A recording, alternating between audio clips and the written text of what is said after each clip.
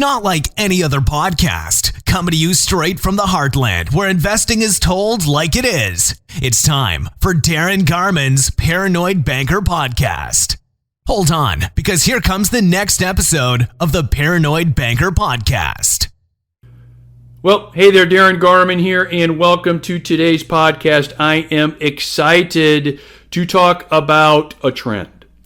And this is a trend that you don't necessarily see. Well, you don't see it. You don't see it through your daily cares of life. You don't see it even if you are paying attention to financial publications, or if you're watching TV or video and you have you've got some time spent in checking those things out. You're not seeing this. So I'm going to tell you what it is and why you need to know about it, and how it can affect you as an owner, investor, or partner in a multifamily apartment project specifically. So I'll tell you what's going on with the story. So I'm connected with some folks that are in the home building, home development business. Okay, so in particular, one conversation I had, which is similar to another conversation I had with a different home builder. This one more recent, went along the lines of this. My question to him is, how many houses are you building? His response to me, none. I said, none? What do you mean you're not building any? Why?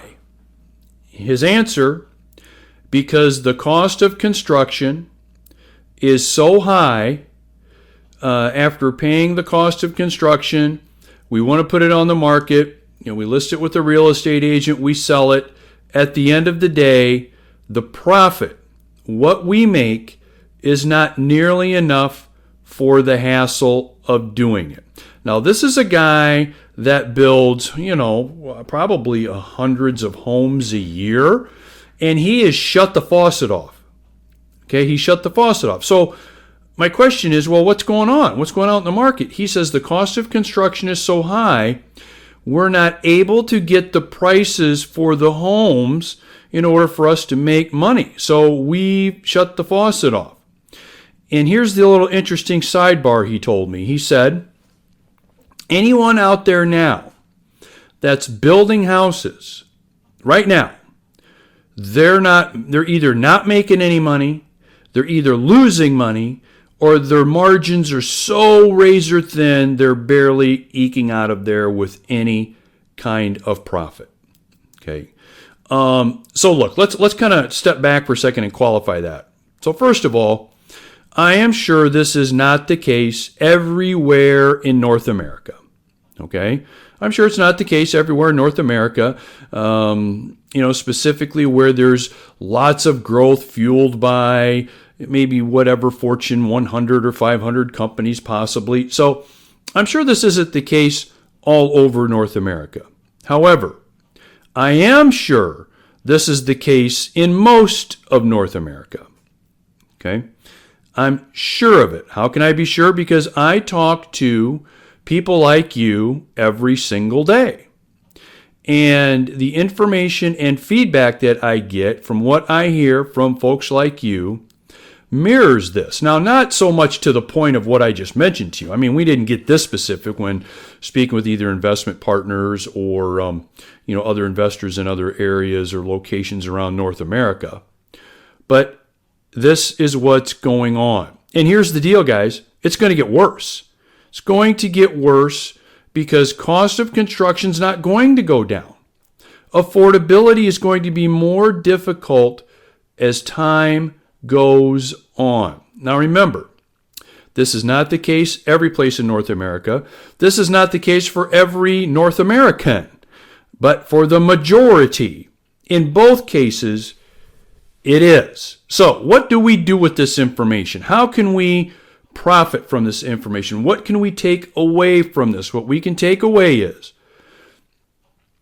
the ability for someone to own their own home, want to own their own home, and be able to financially go through the pain and suffering, so to speak, of owning their own home is significant. It's significant. So what does that mean? They're going to rent. They are going to rent. And here's the funny thing. Hopefully you've probably noticed this. I've been talking about this, not this particular topic today, but that, the trend is we're a renter nation and we're going to become even more and more and more a renter nation.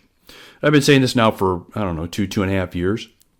Well, now all of a sudden, some of the big boys are starting to mirror this, say the same things, and in some cases actually using my information and kind of stealthily slipping it into their information they're sending out to their investors. How do I know? Because some of my partners send the information to me and I can see it. So this is something that we should all keep in mind as we think about where we're going to be investing in 2019. Where are the trends going?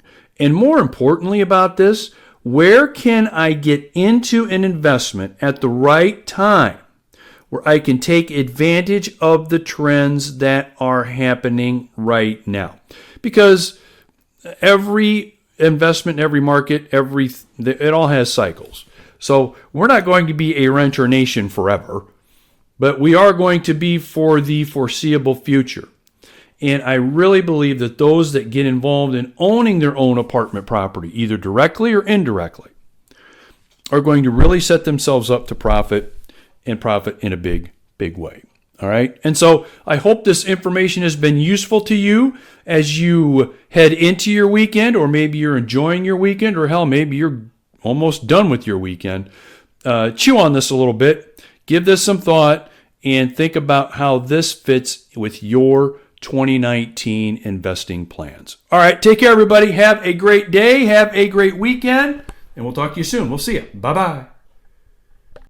Thanks for joining Darin Garman's Paranoid Banker Podcast. For investment questions, comments, or to get in touch with Darin, go to www.garmanblog.com. Thanks for joining Darin Garman's Paranoid Banker Podcast. For investment questions, comments, or to get in touch with Darin, go to www.garmanblog.com.